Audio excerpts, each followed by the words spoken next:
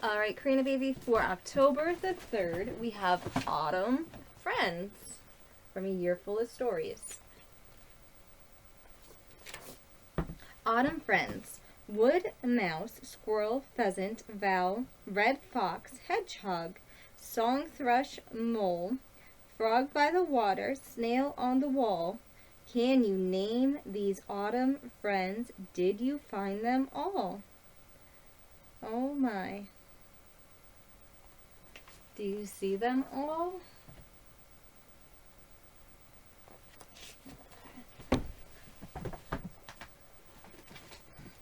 Now today from our fairy tale books, we have Aladdin and the Wonderful Lamp. There was once lived a poor boy tailor who had a son called Aladdin, a careless, idle boy who would do nothing but play all day in the streets with other idle little boys. This so grieved the father that he died. Yet, in spite of his mother's tears and prayers, Aladdin did not mend his ways. One day, when he was playing in the streets as usual, a stranger asked him his age, and if he were not the son of Mustapha the tailor. "I am, sir," replied Aladdin, "but he died a long while ago." On this, the stranger, who was a famous African magician, fell on his neck and kissed him, saying, "I am your uncle, and I know you from your likeness to my brother. Go to your mother and tell her I am coming." Aladdin ran home and told his mother of his newly found uncle. "Indeed, child," she says, "you have no uncle but your father's side, by your father's side or by mine." However, she prepared supper and bade Aladdin bring the man who called himself his uncle.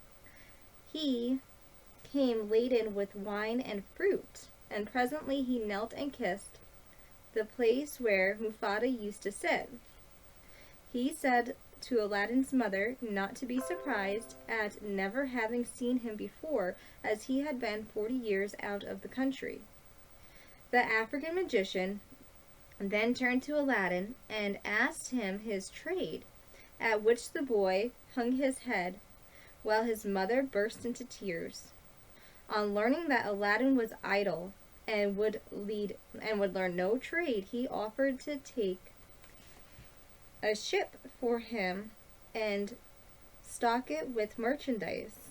The next morning he brought Aladdin a fine suit of clothes and took him all over the city, showing him the sights, and brought him home at nightfall to his mother, who was overjoyed to see her son so finely dressed. The next day the magician led Aladdin into some beautiful gardens and a long way outside the city gates. They sat down by a fountain, and the magician pulled a cake from his pocket, which he divided between them. They then journeyed onward till they had almost reached the mountains. Aladdin was so tired that he begged to go back, but the magician obliged him with pleasant stories and led the boy on in spite of himself. At last they came to two mountains divided by a narrow valley. We will go no farther," said the false uncle. "I will show you something wonderful, but first you gather up sticks while I kindle a fire." When the fire was lit, the magician threw on it a powder he had with him, at the same time saying some magical words. The earth trembled a little and opened in front of them, disclosing a square, flat stone with a brass ring in the middle to rise it by. Aladdin became so frightened that he tried to run away, but the magician caught him and gave him such a blow that it knocked him to the ground. "What have I done, uncle?" he asked piteously. Whereupon the magician said more kindly, "Fear nothing, but obey me. Beneath this stone lies a treasure, which is to be yours, and no one else may touch it. So you must do exactly as I tell you." At the word treasure, Aladdin forgot his fears and gasped. The ring, as he was told, saying the names of his father and grandfather, the stone came up quite easily, and steps appeared. "Go down," said the magician. "At the foot of these steps you will find an open doorway leading into 3 large halls. Tuck up your treasure and go through without touching anything, or you will die instantly. These halls lead into a garden of fine trees. If you should wish any of the fruits, you may gather as much as you please. Walk on till you come to a niche in a terrace, which stands a lighted lamp. Pour out the oil it contains and bring it to me." He then drew a ring from his finger and gave it to Aladdin, telling him that it would protect him from any evil he might meet. Aladdin found everything as the magician had said. He gathered some fruit off the trees, and having got the lamp, arrived at the mouth of the cave. The magician cried out in a great hurry, "Make haste and give me the lamp." This Aladdin refused to do until he was out of the cave. The magician flew into a terrible passion, and throwing some more powder on the fire, muttered something, and the stone rolled back into its place, sealing Aladdin inside. The magician instantly left Persia for Africa, which plainly showed that he was no uncle of Aladdin's, but a cunning sorcerer, who had read in his magic books of a wonderful lamp which would make him the most powerful man in all the world. Though he alone knew where to find it, he could only receive it from the hands of another. He had picked out the foolish Aladdin for this purpose. Intended to give the lamp and kill him afterwards. For 2 days Aladdin remained in the dark, crying and lamenting. At last he clasped his hands in prayer. There's the genie. And in so doing rubbing the ring, which the magician had forgotten to take from him. Immediately an enormous and frightful genie rose out of the earth, saying, "What wilt thou with me? I am the slave of the ring, and will obey thee in all things." Aladdin fearlessly replied, "Deliver me from this place." Whereupon the earth opened, and he found himself outside. As soon as his eyes could bear the light, he went home, but faint on the threshold.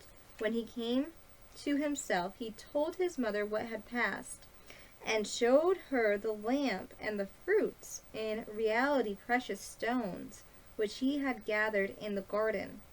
He then asked for some food. "Alas, child," his mother said, "I have nothing in the house, but I have spun a little cotton and will go and sell it." Aladdin bade her keep her cotton, for he will sell the lamp instead. As it was very dirty, she began to rub it, that it might fetch a higher price. Instantly a hidden genie appeared and asked what she would have. She fainted away. But Aladdin snatched the lamp so boldly, "Bring me something to eat." The genie returned with a silver bowl, 12 silver plates containing rich meats, 2 silver cups, and a bottle of wine. Aladdin's mother, when she came to herself, said, "Whence come this splendid feast?" See, that's his mama on the ground. She fainted, and there's Aladdin standing up asking the genie for food. "Ask not, but eat," replied Aladdin. So they sat at breakfast till it was dinner time, and Aladdin told his mother what had happened when he had rubbed the lamp. She begged him to sell it and have nothing to do with this genie. "No," said Aladdin, since chance has made us aware of its venture, we will use it, and the ring likewise, which I shall always wear on my finger." When they had eaten all the genie had brought, Aladdin sold one of the silver plates, then another and another. When none was left, he had recourse to the genie, who gave him another set of plates, and thus he and his mother lived for many years. One day Aladdin heard an order from the Sultan proclaimed that everyone who was to stay at home and close his shutters while the princess, his daughter, went to and from the bath. Aladdin was seized by a desire to see her face, which was very difficult as she was veiled. He hid himself behind the door of the bath and peeped through a chink, basically a hole in the wall. The princess lifted her veil as she went in and looked so beautiful that Aladdin fell in love with her at first sight. He went home quite changed, and his mother became frightened. He told her he loved the princess and could not live without her, and meant to ask for her hand in marriage. His mother, on hearing this, burst out laughing, but Aladdin at last prevailed upon her to go before the Sultan and carry his request. She fetched a napkin and laid in it the magic fruits from the enchanted garden, which sparkled and shone like the most beautiful jewels. She took those with her to please the Sultan and set out, trusting in the lamp. The great vizier and the lord of council had just gone into the hall as she entered the palace herself in front of the Sultan. He, however, took no notice of her. She went every day for a week and stood in the same place. When the council broke up on the 16th day, the Sultan said to the vizier, "I see a certain woman in the audience chamber day after day, carrying something in a napkin. Call her tomorrow that I may find out what she wants." Next day, at the sight from the vizier, she went up to the foot of the throne and remained kneeling till the Sultan said to her, "Rise, good woman, and tell me what you want." She hesitated, so the Sultan sent away all but the vizier and bade her to speak freely, promising beforehand to forgive her for anything she might say. She then told him about her son's violent love for the princess. "I prayed him to forget her," she said, "but in vain. He threatened to do some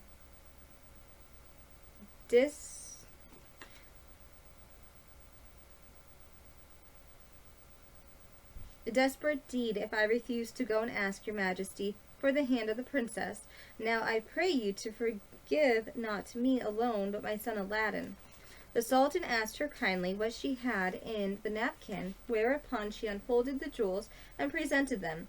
He was thunderstruck and turned to the vizier, saying, "What sayest thou? Ought I not to bestow the princess on one who values her as such a price?" The vizier, who wanted her for his own son, begged the Sultan to withhold her for 3 months, in the course of which he hoped his son would conjure to make him a richer present. The Sultan granted this and told Aladdin's mother that though he consented to the marriage, she must not appear before him again for 3 months. Aladdin waited patiently for quite a while, but after 2 months has elapsed, his mother, going into the city to buy oil, found everyone rejoicing and asked what was going on. "Do you not know?" What was the answer? "That the son of the great vizier is to marry the Sultan's daughter tonight." Breathless, she ran and told Aladdin, who was overwhelmed at first, but presently bethought him of the lamp. He rubbed it, and the genie appeared, saying, "What is thou will?" Aladdin replied, "The Sultan, as thou knowest, has broken his promise to me, and the vizier's son is to have the princess. My command is that tonight you bring hither the bride and bridegroom. Master, I obey, said the genie. Aladdin then went to his chamber where, soon enough at midnight, the genie transported the bed containing the vizier's son and the princess. Take this new married man, Aladdin said, and put him outside in the cold, and return at daybreak. Whereupon the genie took the vizier's son out to bed, leaving Aladdin with the princess. Fear nothing, Aladdin said to her. You are my wife, promised to me by your unjust father, and no harm shall come to you. The princess was too frightened to speak and passed the most miserable night of her life, while Aladdin lay down beside her and slept soundly. At the appointed hour, the genie fetched in the shivering bridegroom, laid him in his place, and transported the bed back to the palace. Presently the sultan came into the chamber to wish his daughter a good morning. The vizier's unhappy son jumped up and hid himself. Well, the princess would not say a word and was very sorrowful. The sultan sent his mother to her, who said, How comes it, child, that you will not speak to your father? What has happened? The princess sighed deeply and at last told her mother how during the night the bed had been carried into some strange house, and what had happened there. Her mother did not believe her in the least, but bade her rise and consider it an idle dream. The following night exactly the same thing happened, and the next morning, on the princess's refusing to speak, the sultan threatened to cut off her head.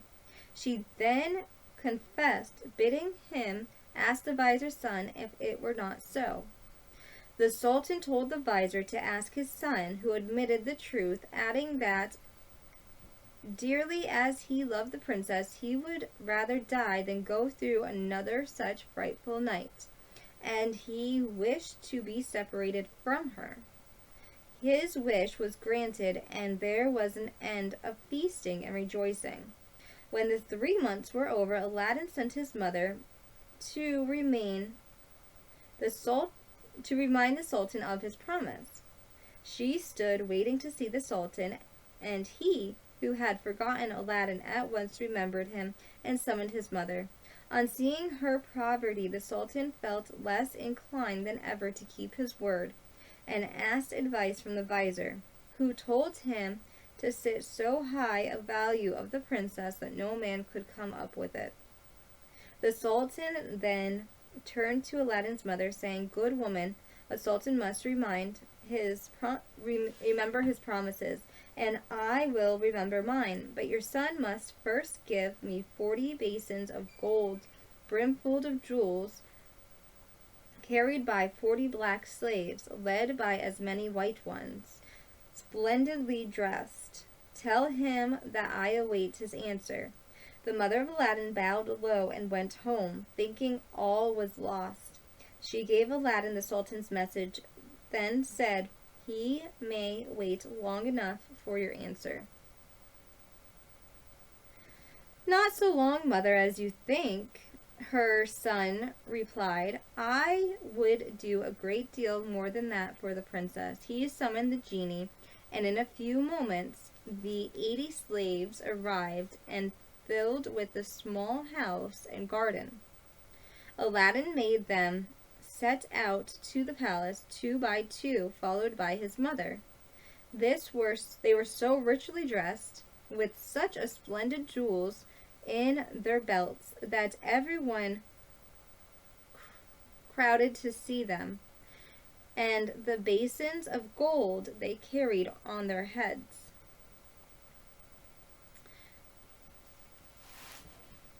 The procession entered the palace, and after kneeling before the sultan, stood in a half circle around the throne, each man with his arms crossed, while Aladdin's mother presented them to the sultan. Good woman, said the sultan, return and tell your son I wait for him with open arms. She lost no time in telling, bidding bidding him making haste. But he first called the genie. "I want a scented bath," he ordered, "and a richly embroidered robe, a horse suppress the satins, and 20 slaves to attend me. Besides this, I desire 6 slaves, beautifully dressed, to wait on my mother, and lastly 10,000 pieces of gold in 10 purses." No sooner said than done. Aladdin mounted his horse and passed through the streets, the slaves strewing gold as they went. Those who had played with him in his childhood knew him not. He had grown so handsome.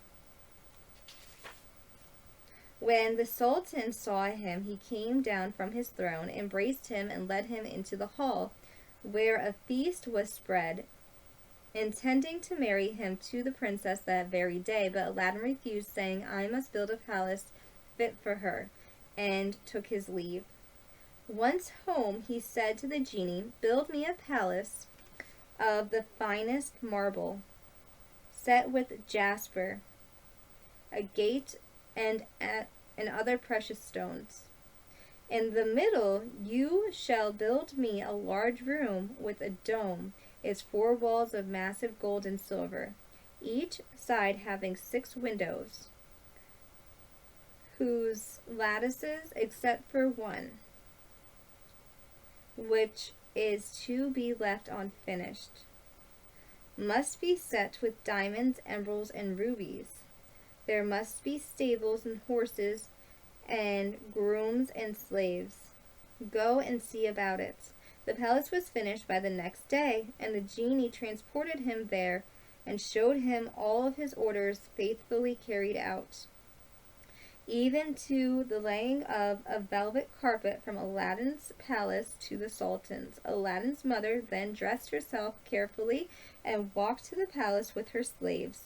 The Sultan sent magicians with trumpets and cymbals to meet them, and the air resounded with music and cheers. Aladdin's mother was taken to the princess, who saluted her and treated her with a great honor. That night the princess said goodbye to her father and set out on the carpet for Aladdin's palace, his mother beside her, and followed by 100 slaves. She was charmed at the sight of Aladdin, who ran to receive her. "Princess," he said, "blame your beauty for my boldness if I have displeased you." She told him that, having seen him, she willingly obeyed her father in this manner. After the wedding had taken place, Aladdin led her into the hall where a feast was spread, and she supped with him, after which they danced till midnight. Next day Aladdin invited the Sultan to see the palace. On entering the hall with the 24 windows, with their rubies, diamonds, and emeralds, he cried, "It is a world's wonder. There is only one thing that surprised me. Was it by accident that one window was left unfinished?" "No, sir, it was by design," returned Aladdin. "I wished your majesty to have the glory of finishing the palace." The Sultan was pleased and sent for the best jewelers in the city. He showed them the unfinished window and bade them fit it up like the others. "Sir," replied their spokesman, "we cannot find jewels enough." The Sultan had his own gems fetched, which they soon used, but to no purpose, for in a month's time the work was not half done. Aladdin, knowing that their task was in vain, bade them undo their work and carry the jewels back, and the genie finished the window at his command. The Sultan was surprised to receive his gems again and visited Aladdin, who showed him the window finished. The Sultan embraced him. The envious vizier meanwhile hinted that that it was work of enchantment. Aladdin had won the hearts of the people by his gentle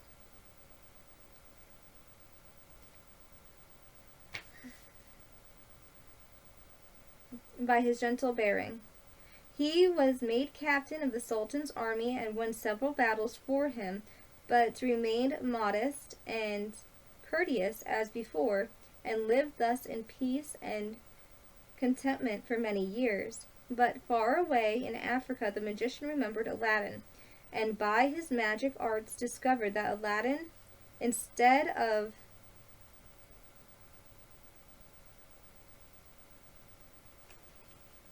perishing miserably in the cave, had escaped, and he had married a princess with whom he was living in great honor and wealth.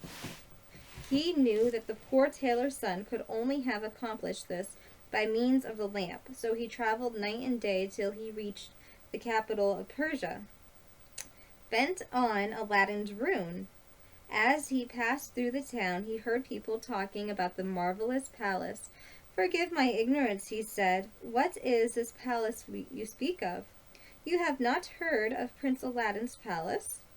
was one of the main replies. "The greatest wonder of all the world. I will direct you if you have a mind to see it." The magician thanked the man, and having seen the palace, knew that it had been raised by the genie of the lamp, and he became half mad with rage. He determined to get hold of the lamp and again plunge Aladdin into the deepest poverty. Unluckily, Aladdin had gone hunting for 8 days, which gave the magician plenty of time. He brought a dozen copper lamps, put them into a basket, and went to the palace, crying, "New lamps for old," and followed by a jeering crowd. The princess, seeing in the hall of 24 windows, sent a slave out to find out what the noise was about. The slave came back laughing, so the princess scolded her. "Madam," replied the slave, "who can help but laugh to see an old fool offering to exchange fine new lamps for old ones?" Another slave, hearing this, said, "There's an old one on the corners there which he can have." Now this was the magic lamp which Aladdin had left, as he could not take it hunting with him. The princess, not knowing its value, laughingly bade the slave take it and make the exchange. She went and said to the magician, "Give me a new lamp for this." He snatched it and bade the slave take her choice. Amid the jeers of the crowd,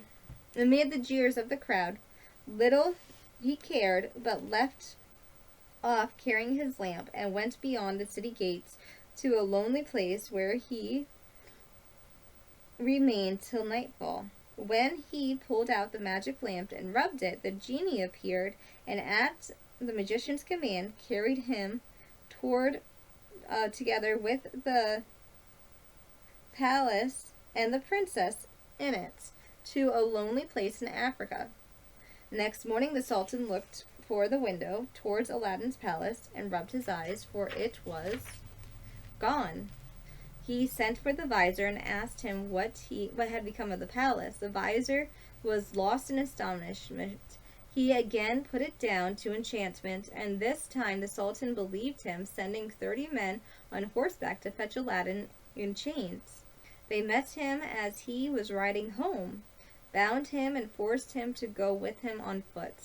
The people, however, who loved him, followed armed to see that he came to no harm. He was carried before the Sultan, who ordered the executioner to cut off his head. The executioner made Aladdin kneel, bounding his eyes, and raised his scepter to strike. At that, Instead, the vizier, who saw that the crowd had forced their way into the courtyard and was scaling the walls to recourse Aladdin, called to the executioner to stay his hand. The people indeed looked so threatening that the Sultan gave way and ordered Aladdin to be unbound, and paraded him to the sight of the crowd.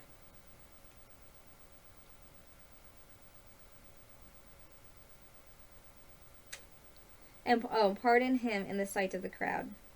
Aladdin begged to know what he had done. Foolish wretch, said the Sultan, come hither, and showed him from the window the palace where his palace had stood. Aladdin was so amazed that he could not say a word. Where is the palace and my daughter? Demanded the Sultan. For the first, I am not so deeply concerned, but my daughter I must have, and you must find her or lose your head. Aladdin begged for 40 days in which to find her, promising if he failed to return and suffered death at the Sultan's pleasure. The Sultan granted his request, and Aladdin went forth sadly from the palace. For 3 days he wandered about like a madman, asking everyone what has become of his palace, but they only pitied him. He came to the banks of the river and knelt down to say his prayers before throwing himself in. In so doing he rubbed the magic ring he still wore. The genie he had seen in the cave appeared and asked his will. Save my life, genie, said Aladdin, and bring my palace back.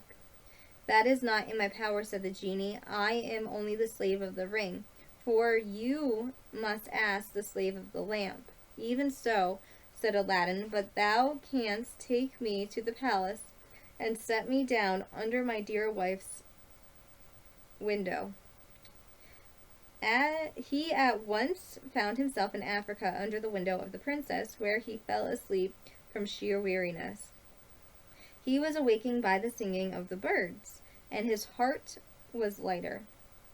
He saw plainly that all his misfortunes were owing to the loss of the lamp, and vainly wondered who had robbed him of it. That morning the princess rose earlier than she had, since she had been carried into Africa by the magician, whose company she was forced to endure once a day. She, however, treated him so harshly that he dared not live there altogether. As she was dressing, one of her women looked out and saw Aladdin. The princess ran to open the window, hearing her there.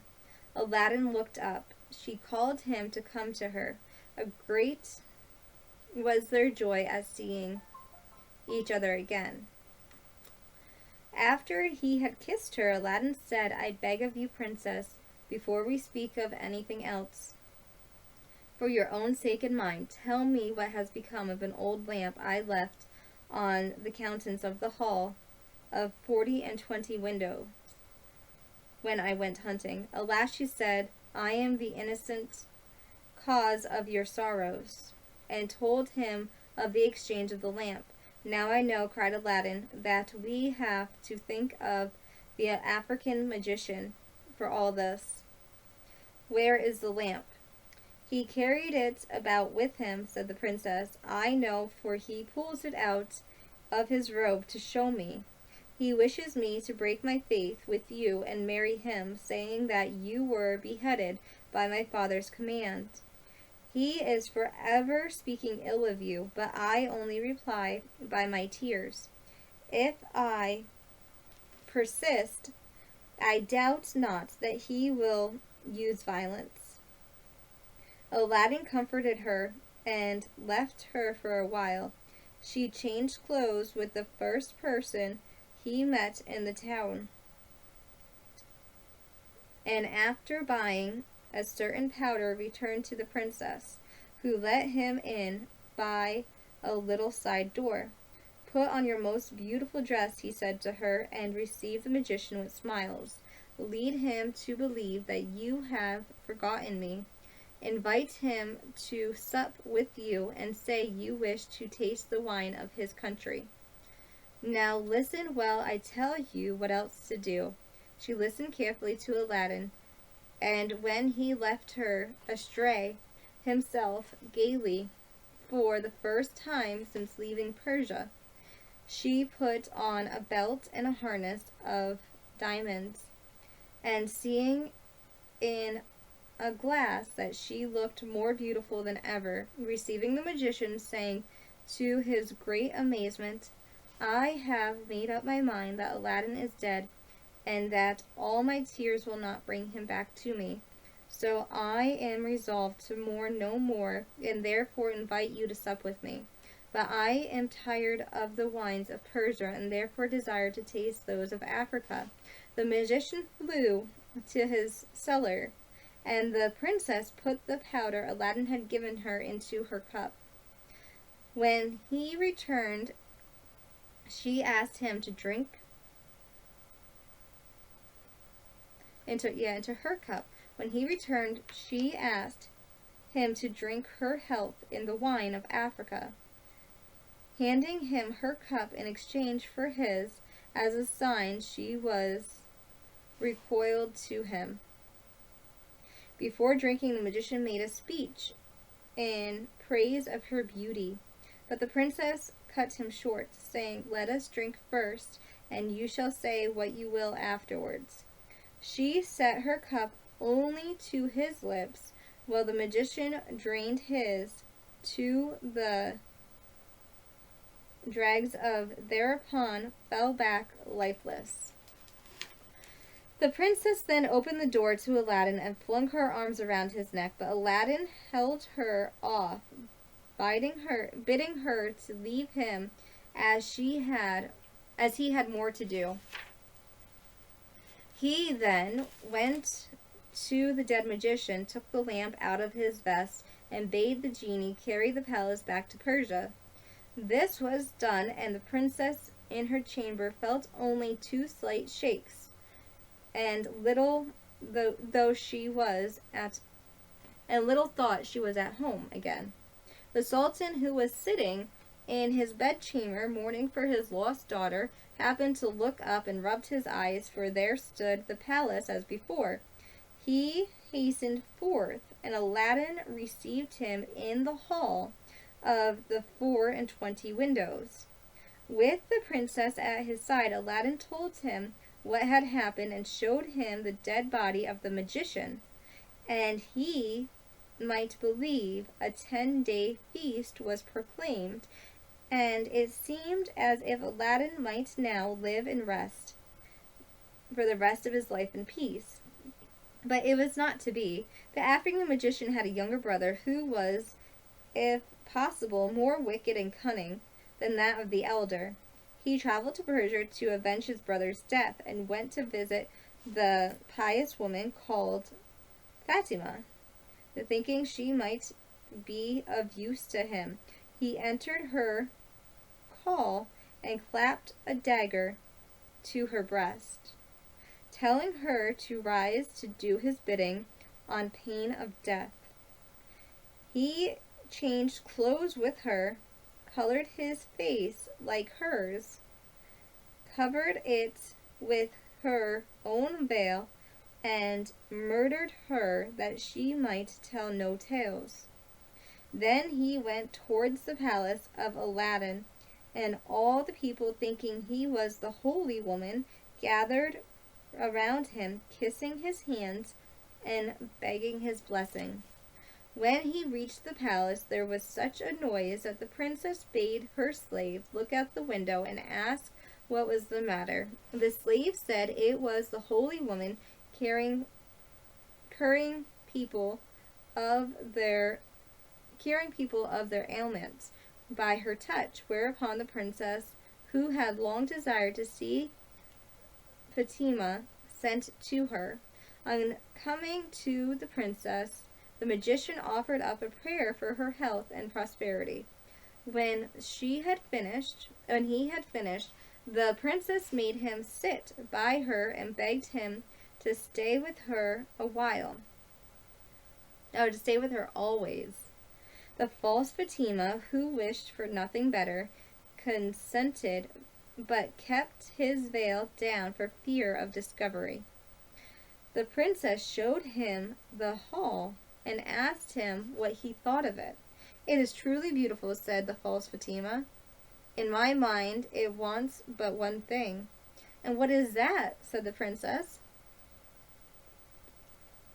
"If only a roc's egg," replied he, "were hung up from the middle of the dome, it would be a wonder of the world." After this, the princess can think of nothing but the roc's egg. The rock is ROC''S, roc's eggs.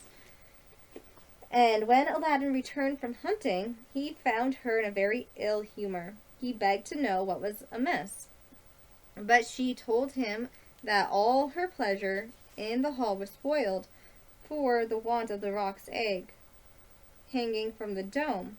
"If that is all," replied Aladdin, "you shall soon be happy."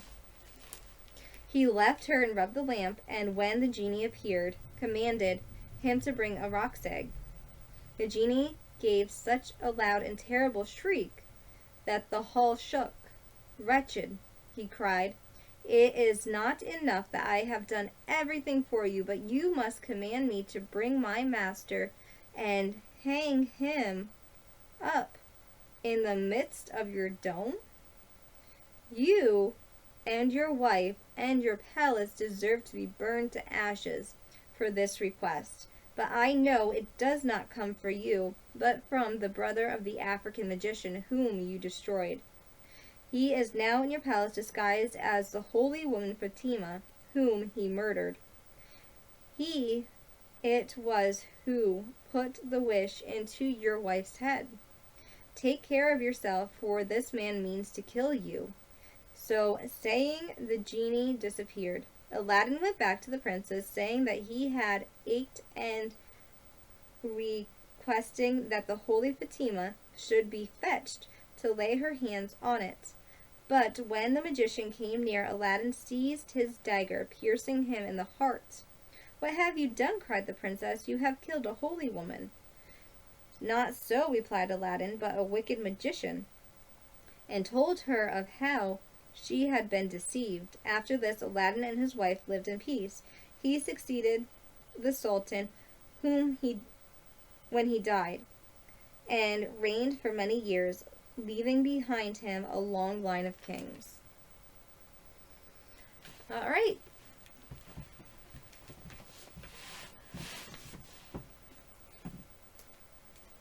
All right, baby cakes, let's do. We sit and watch the rain as it falls from the sky, and we are glad to be inside where it is warm and dry.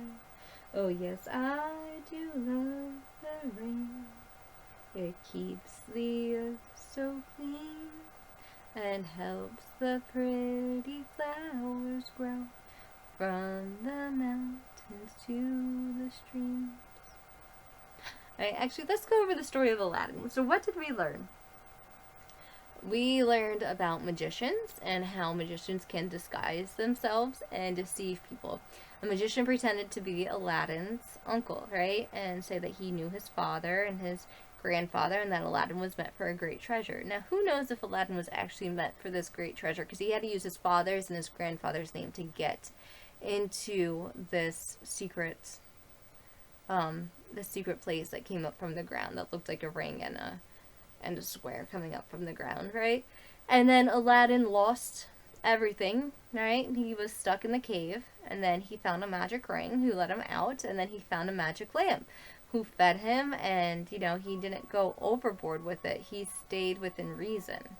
And so Aladdin never lost his common decency or his common touch with common people, right? Because Aladdin was a commoner. So he did the If poem very well. He was patient, he waited, and then he married the princess, he built a palace, and he did very, very well for himself, right? And then everything was taken away from him. He lost his wife, he lost his palace for a little bit, and then he regained it. Every single one of these stories that we read are all about tragedies, about things where people have to wait, where people go through hard times. Life is a hard thing to do. Life is just hard. We have to wait for everything. Everything is a waiting game. Everything is hard, right? But we persist through all of the stuff that we've been through, right? And we use character building experiences to become even better people. We check in with ourselves every day. How am I doing today? It's okay to not be okay today. It's okay to be okay in a week. It's okay to be okay in a month or a year or 3 years or 5 years. It's okay that you're not okay today. Things eventually do fall back into place, and Mama's trying to get back to you, okay? I'm trying to eventually make things be kind of okay, because right now they're not. Right now Mama just misses you. And I'm going to be hopefully seeing you soon, baby. I miss you so much. I miss you so much. I can't wait to see you. I love you so much. I'm really glad that Papa okayed me to read you stories every day. I don't know if he's showing them to you. He wants them 5 minutes or less, but it's really hard to read a story in 5 minutes, especially when it's a fairy tale or something like that. So, but Mama loves you, baby. I love you so much, and I miss you so much. I cry for you all the time. I miss you so much, my angel. Alright, baby, let's do Lila Tove. Lila Tove, and good night to you. Lila Tove, may your dreams come true. We sing Lila Tove, may Israel protect you throughout the night until we reach the morning lights. I love you, I miss you, I can't wait to see you, honey. I can't wait to take you places, I can't wait to just have you. Like Papa always used to say, Papa's my son. I'm Papa's son, Papa's my moon, and you're a rainbow baby, okay? I love you, we both love you no matter what. Papa and Mama will always love you, and Papa and Mama just need to find a way to work out things together, because we have you. I had you. I love you. I can't wait to see you. Mama loves you every second of every day. I miss you every second of every day, and like I used to always say, my world's the best because you're still a part of it. You're not with me right now, but you're major parts of my world. No matter what. I love you and I miss you. I'll read you books every day. Every day when I get you back too. I love you, baby.